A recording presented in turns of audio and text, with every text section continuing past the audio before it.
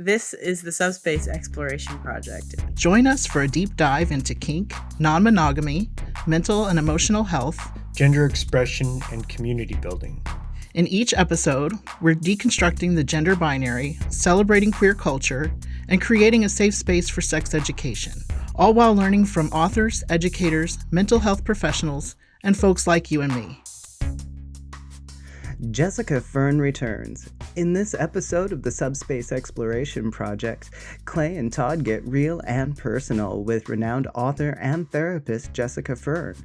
After Hurricane Helene and the fascist-who-will-not-be-named was reelected, Jessica returns to discuss neurodivergence, jealousy, and the importance of seeking community in the face of catastrophe. Let's check it out. So welcome back. Hello. Hi, it's good to be with you again. Yeah. How's everything happening after the hurricane? How's things out over there? Yeah, it's mixed. Yeah. You know, our immediate home situation is like things that needed to get fixed are fixed. We're really lucky with that. We didn't have water and internet and power for 10 days. You know, but there's still people in the city that don't have water, which is really intense. Yeah. And there's certain parts of the city that are really picking up again, and some parts are just permanently damaged. So it's, yeah, you know, it's going to take a while, but it has been really beautiful to see the way that different communities across all lines are really stepping up and helping each other. Yeah, that's really important right now in the wake of disasters and terrible news. Community is really important. Mm-hmm. Yeah, exactly. And there's nothing like a natural disaster, I think, to be like, and at the end of the day, we're humans, not, you know, political beings. Right? So a lot of the identity politics didn't matter in those moments. And it was nice to see nature make that bridge. I know it's really important to know your neighbors, because when something like that happens, you gotta go talk to them and take care of them, and they take care of you and share your resources.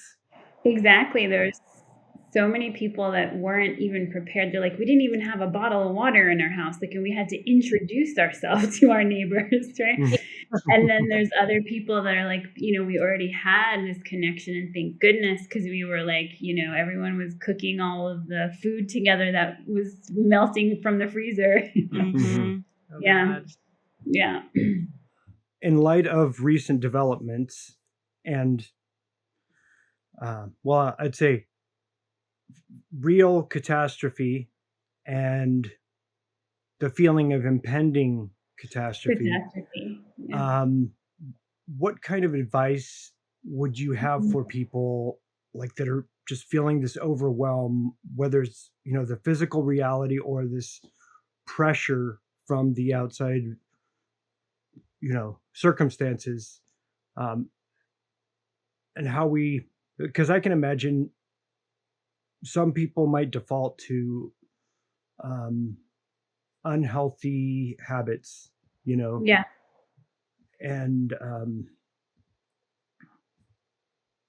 of course, we have to continue to be healthy in the way we treat ourselves and the people we are in relationships with. And what kind of advice might you have for navigating this very real, very heavy external pressure? Yeah, similar to what I said with the hurricane, like it's mixed, right? This is overwhelming. It is overwhelming. And to acknowledge and allow that reality, right? And then it's like teasing apart what's actually happening and the fear of what is to happen. Because there's a lot of what we think could happen or what is even said will happen. And many of those things might happen and many of them also won't. And we don't know.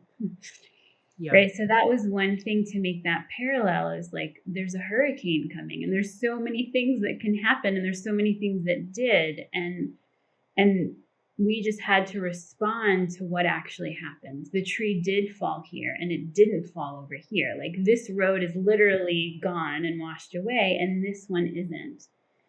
Right? So there's something important about acknowledging the fear, and then also staying centered enough in self to say what's true and actually happening today.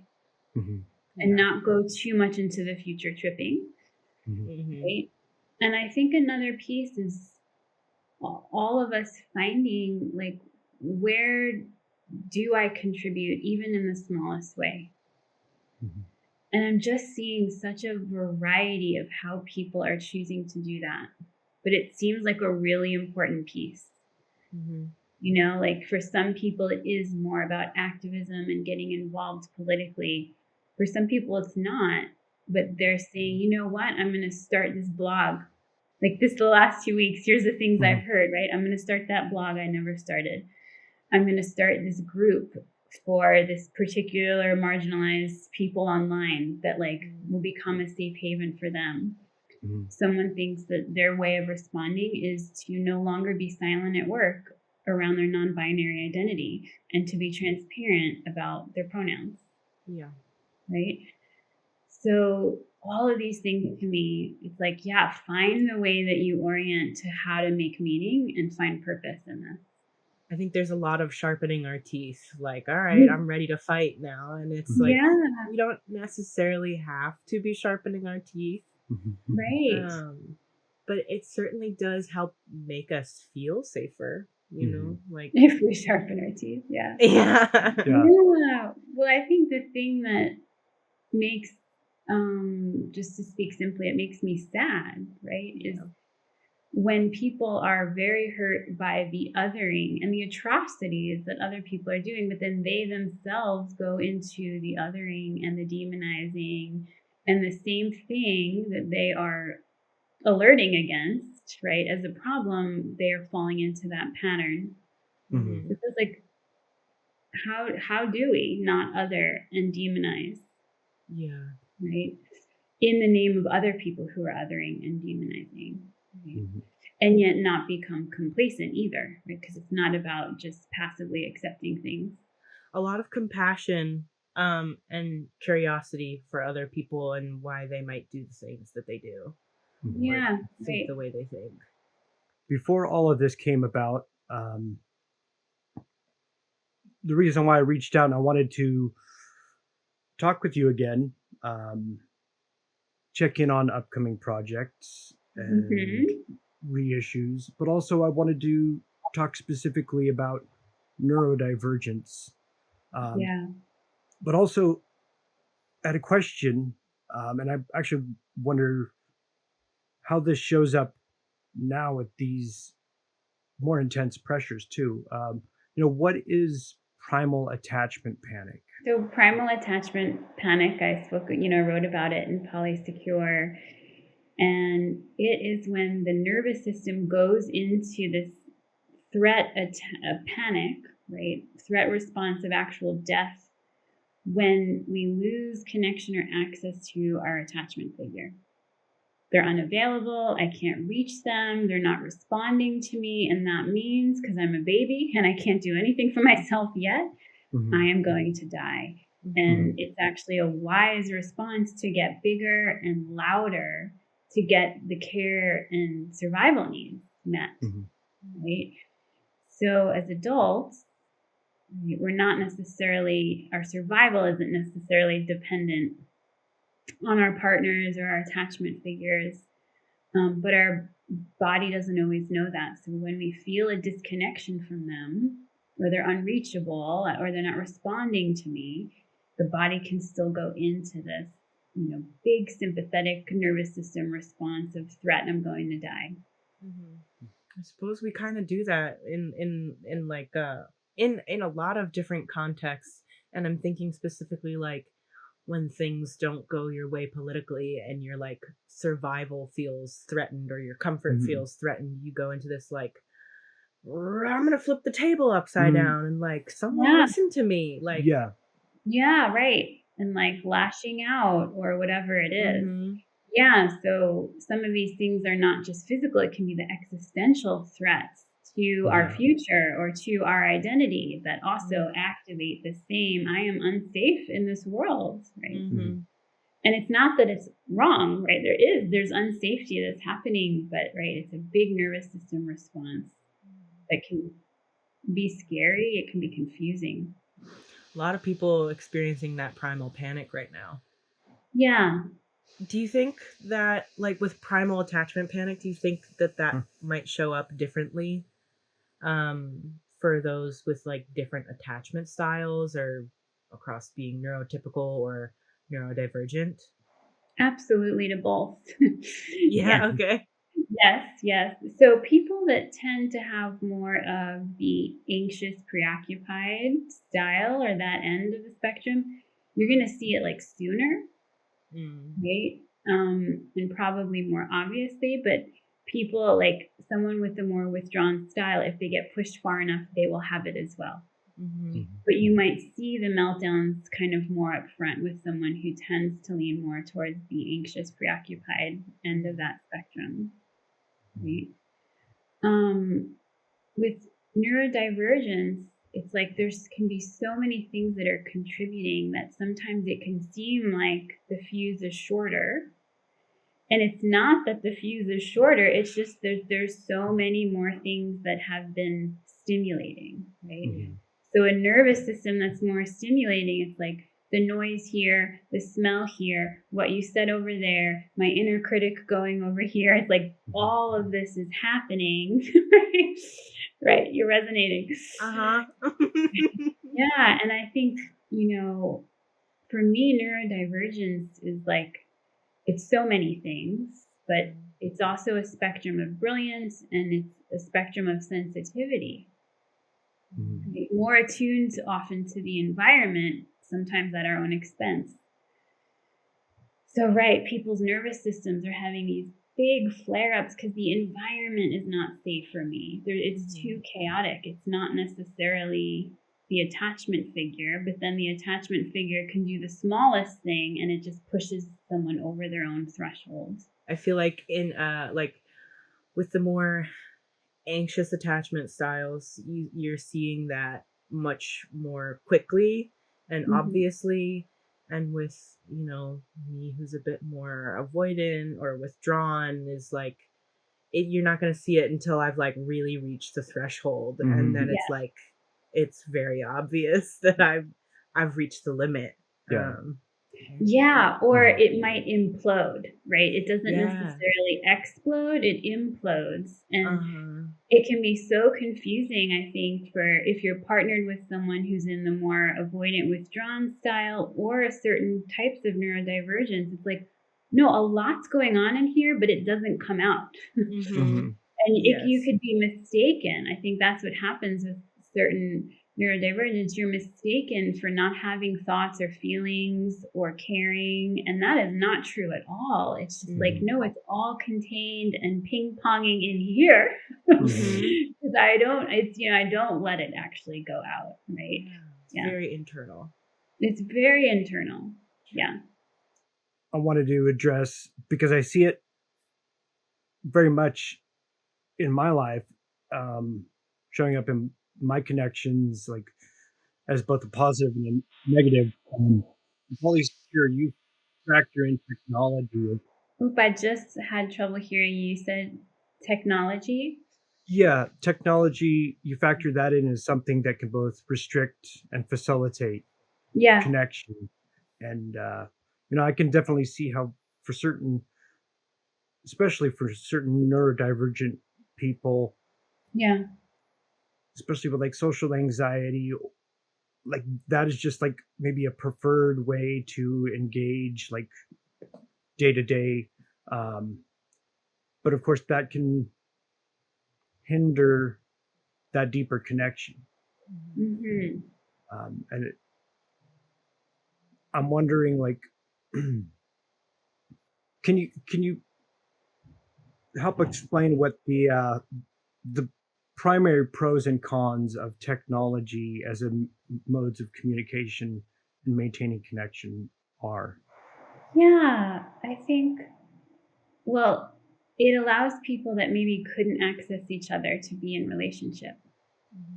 Right? Especially certain people that are isolated physically where they are. They don't have people that share their identities or their lifestyle. And wow, I can connect with people across the globe that understand me. Like, that is significant. Right? So there can be this access to community that wasn't accessible.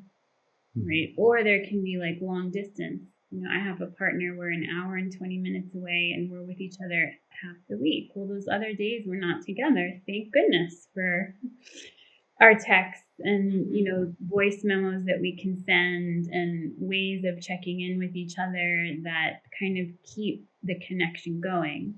But it can't be a supplement for the connection, right? So thinking of like, oh, it's an enhancement to the connection or a support to the connection, but not a supplement to actually having in-person human connection with each other, right? So it can become a hindrance when we can't have in-person conversations, right? Or I can only share my intimate feelings about you through these means and not actually in person, right? That's when it goes, oh, okay, there needs to be some support here so that in person you can share your feelings, you can share your affection, right? That you do feel connection.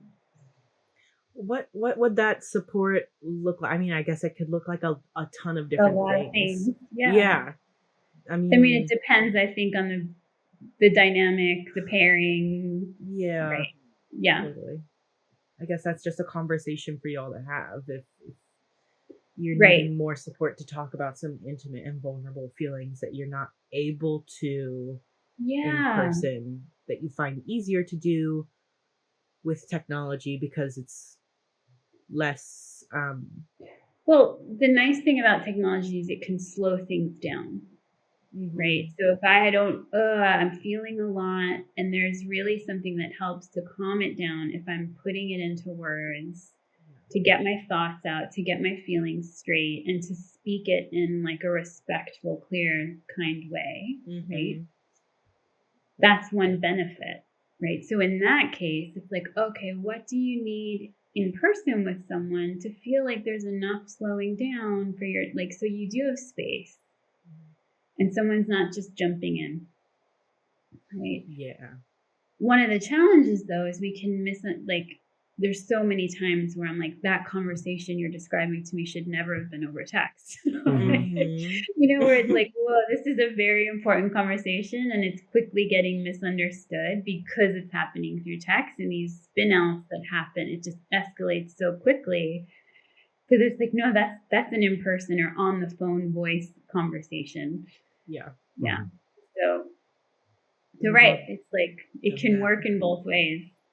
It's easy to fall victim to that and go, oops, I should not have started this over text. Right. I know for me, there's been times where I was having big feelings, even if it was just stressed out or whatever. And I start to compose something and I'm like, oh, you know what? This needs a second draft. Yeah. And then a third draft. And while it was good to be able to start to work through my feelings on whatever it was, also that's maybe an indicator that might need to be a face-to-face conversation, because at the very least, text, you can't read someone's tone, you can't read their body language. No. Right. And if it's that important, you need those things. You need those cues. Yeah, exactly. Yeah. Cues and tone and the importance of prosody, like the way our voice is, it's so important in signaling safety. Right. And so often we can read a text from someone and we impose an unsafe tone on it. And it will. We're activated. Adrenaline just got released. When it's like, oh, the same thing can be said softly and it means something completely different. Yeah, and just the ability to look each other in the eyes or put your hands on each other, it makes such a difference. I think there have been times where like the unsafety or the difficulty that I feel expressing something that I'm like not sure about or feeling very vulnerable with this other person, sometimes I will like scrub a lot of those cues from our face-to-face conversation so as to try to make it like, this is what I've thought about and here's what I am saying and how I feel. And it again like really messes with trying to have that vulnerable conversation that doesn't activate the other person, because you're like, I'm like putting on this sanitized, almost like therapeutical speak. It's right. very, I'll perfectly present this to yes, you. Lovely package. And that does not work either. I have learned through trial and error. Right. Because it comes off as what, too disconnected or not insincere. Like not genuine enough. Yeah. Yes. Exactly. Yes. That has landed me in trouble a couple times. Right. And that comes from a fear of just that conflict on maybe that topic. Yeah, I think, I don't know, it could come from a lot. This isn't about me, but yeah. I think what we're getting into is helpful, right? So please. Totally. Yeah. I mean, like, it's like a fear of conflict. It's a fear of compromising my own feelings when I start to get vulnerable and I see how it's affecting somebody else. Yeah. I start to be like, I'll backpedal and I'll be like, it actually doesn't matter because I don't want you to feel upset about this, you know, like. Yeah. And so to like go in with it with like, and this is what I've thought about when you're not in front of me. And this is how I'm thinking, and I'm not going to make eye contact because if I do, I will start to feel bad and I'll backpedal. Yeah.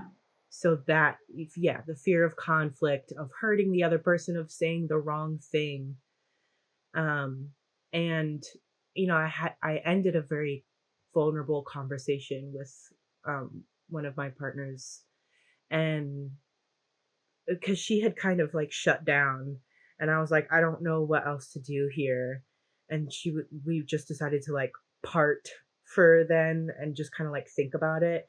And then she came outside with like red in her face, tears in her eyes, like, and actually I do have thoughts now. Stop talking to me like that as if you have everything thought out. Can you just say what's on your mind, whether you're angry or upset or not? Because I know you and that you won't be out to get me or hurt me. So just be emotional and upset and we will come back to it, to another conversation and work that out. But don't sanitize this because it makes me feel like this fragile, like vulnerable thing that can't possibly take, the thoughts on your mind that you have, that you're bestowing upon me. And I'm like, hey, that makes a fuck ton of sense. And I feel very connected to you now. Yeah. Right. I mean, it sounds like you were given permission to be messy. Yes. And imperfect. Yeah. Right? Yeah. And right, if we can be messy and imperfect without like crossing the line into being shitty, like those are two different things. And they were experienced as one previously, right? Yes. How great that is. It was fantastic. Yeah. I was so pleased. And there's something important there too of this like over caretaking of our partners, like not wanting them to feel a certain way. Like, well, we can't control that. No. I mean, of course, don't say things you know that will hurt someone to hurt them, right? But there's this, if I'm having thoughts and feelings, there's consequences, and my partner might have their own thoughts and feelings, and this like micromanaging of their experience. It's like, pull it in.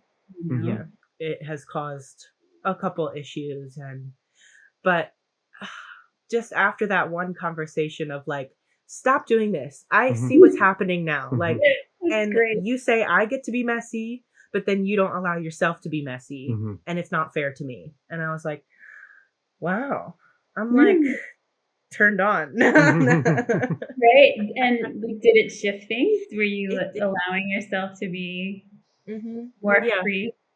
There hasn't been anything huge to work through. We were kind of working through a de-escalation of our relationship, or like just a change in things, and I wasn't sure what I needed. And so I was so afraid to change this relationship that I did a lot of like sanitizing on how to do it. And that just like, she was like, don't ever do that again. You can change your relationship. It can happen. Don't do it like that ever again. Well, it kind of sounds like when you, for that first part of the conversation, you kind of didn't show up completely. No. Yeah. I wasn't there like in my feelings about it and like unsurety. I was like reading off of something that I wrote. Yeah. Which is not it. I mean, and she's done that to me, but it's more so like, hey, I've actually had some feelings on my mind for a while, and I don't know how to bring them up without like making sure I stick to the thing that I say. It has to be organic conversations. Yeah. After you've been like, all right, and this is the thing that I've been meaning to say for a while. I'm reading off this paper. But then everything after that needs to be like, not from a paper, not authentic engagement and reflection on those bullet points. Like if anything, start with some bullet points that you maybe took some notes from, but then actually engage with each other from there. Yeah. But what you're describing for some people is such an important first step, like who can't even get it out. So it's like, yes, write it down and read it is actually a fantastic step to just being able to do that in person.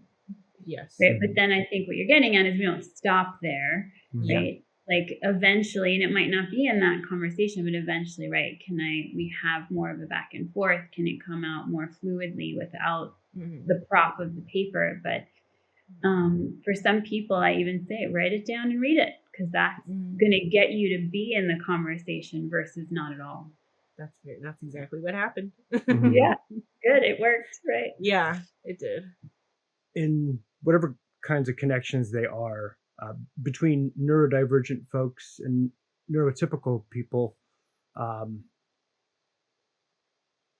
sometimes we trip over ourselves trying to understand like how to translate for the other what's going on.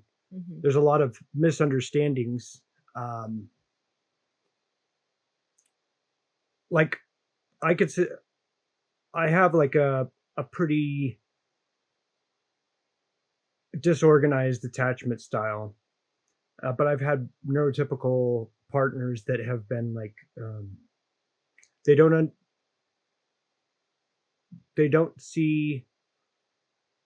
understand how I see certain things as romantic, and I don't necessarily respond to traditionally romantic things in the same way they would. And I've been called avoidant by more than one partner before, and I don't think I'm usually very avoidant. I communicate differently, I respond differently, but that's something that you brought up in our last talk, which is that neurodivergent people's attachment styles can be misidentified, especially as avoidant. Exactly. And I was wondering if you could go into that a little bit.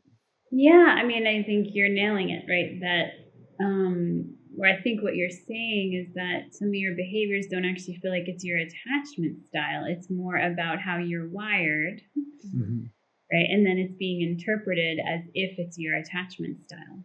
And that's sort of what, this misidentification that can happen, misinterpretation of a partner's behaviors. Right? So instead of asking you, what is romantic to you? What do you experience as romantic? How do you experience romance? Right? Here's what I experience as romantic. Like, how do we line up on that? Or how can we meet those needs differently in each other? Instead of just assume as if romantic is one solid thing and it is or isn't, right? Yeah. Right. So there's a lot of assumptions that go into some of these things, like what is romance, what is sex, And then if my partner's not meeting it, so then they're avoidant.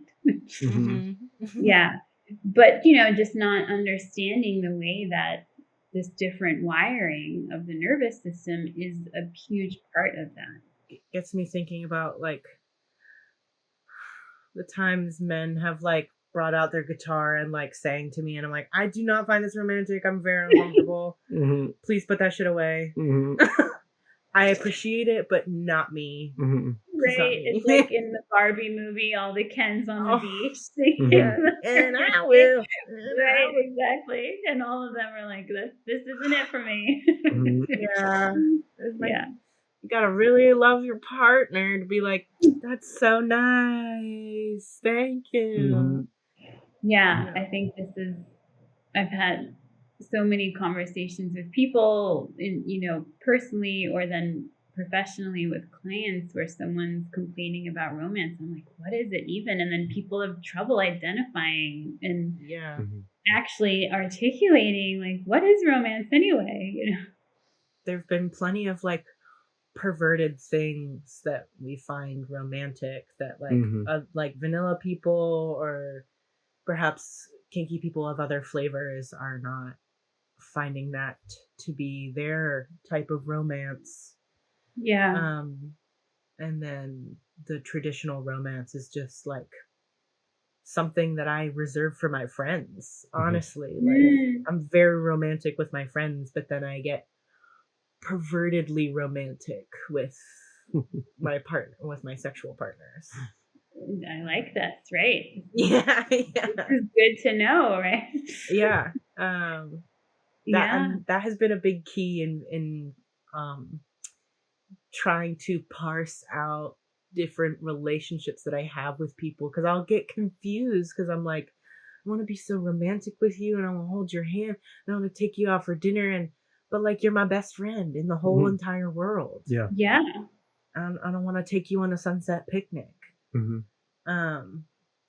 But I do not want to like poke holes in your skin and like play around with the blood. You're getting at something so important.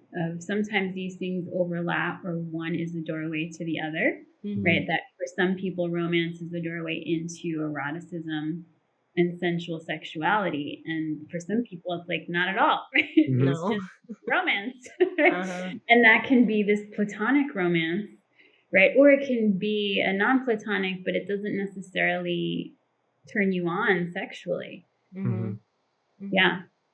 Yeah, and I think, that as well with neurodivergence, we're going to see such variety.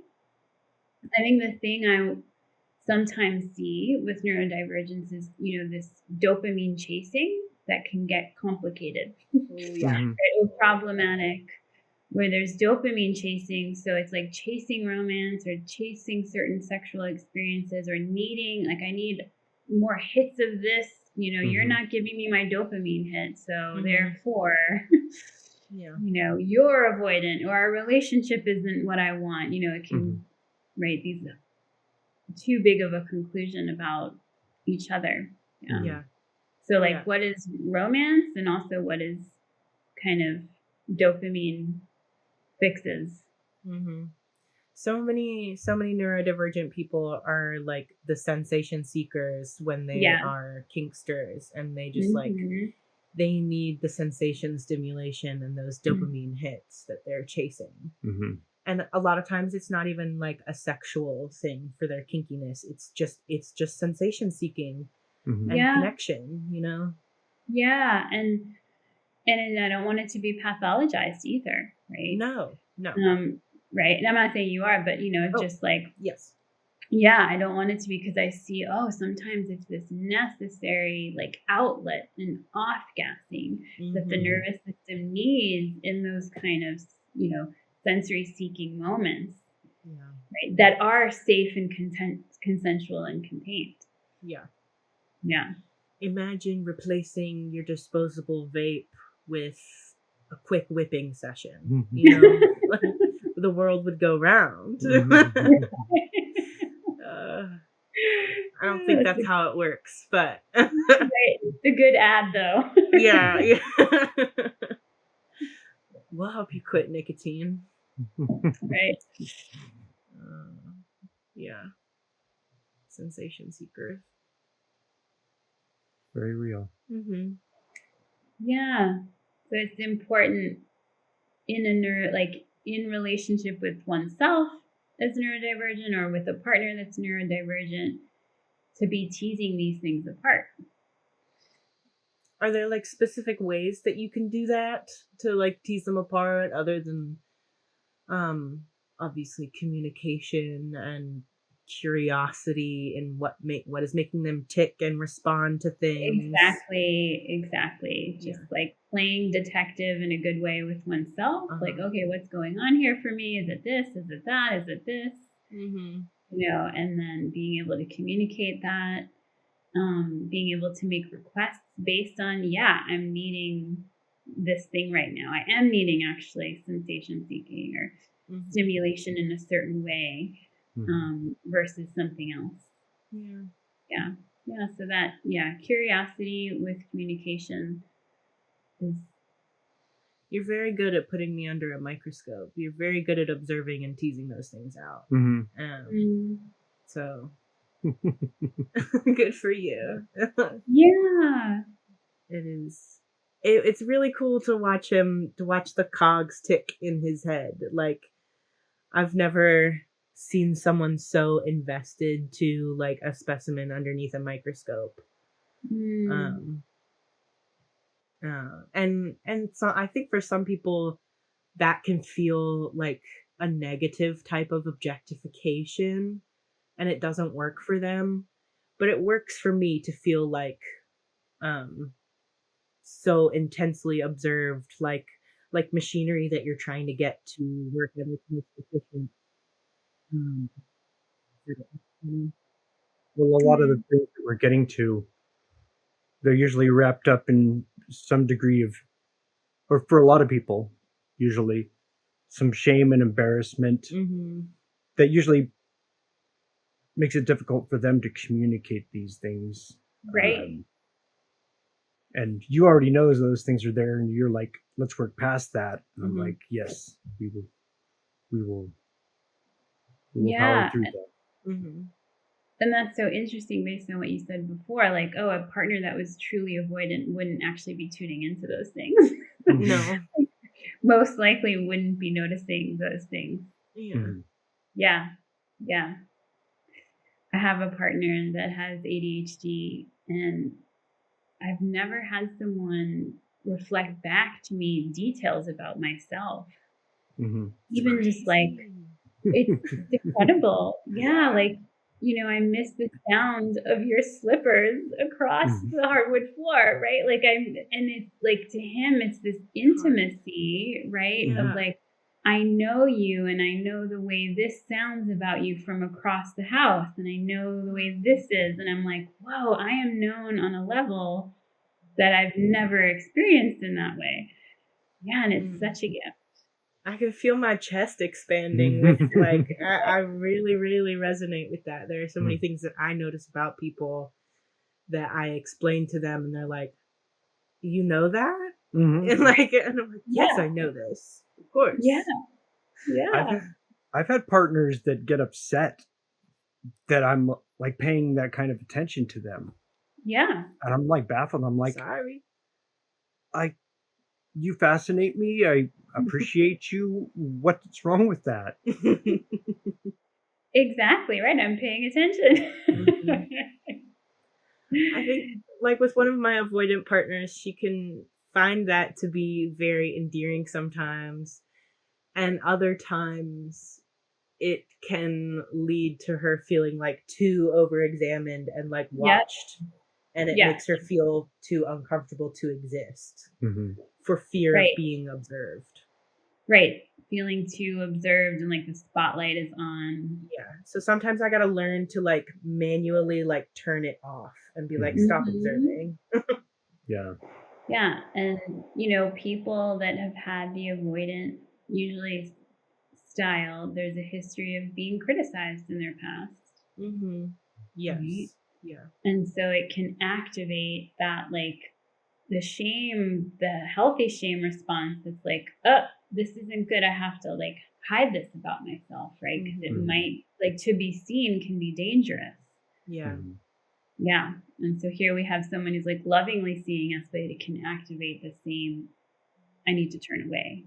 It can be pretty imperative to, if I am identifying these observations to her, to accompany them with, and I love this about you. I love, this is what I love. It makes me think of all these things, or something about my family and the women that, older women in my life that raised me or cared for me or loved me. And that's why I love that about you. And that kind of like pairs it with like, oh, okay, I can love that about myself too. If that's how you see it. Yeah, because if their instinct is to, or depending on their mood, maybe default to you, or maybe being critical, you have to let them know, no, this is not critical. This is out of love. Yeah, right, exactly. Yeah, and similarly, it's like if you have a partner that's neurodivergent, I really recommend reading about that type of neurodivergence. You know, I was working with a couple, I've been working with them for maybe 2 years, and one of her complaints is that he doesn't do eye contact, specifically when they're having sex.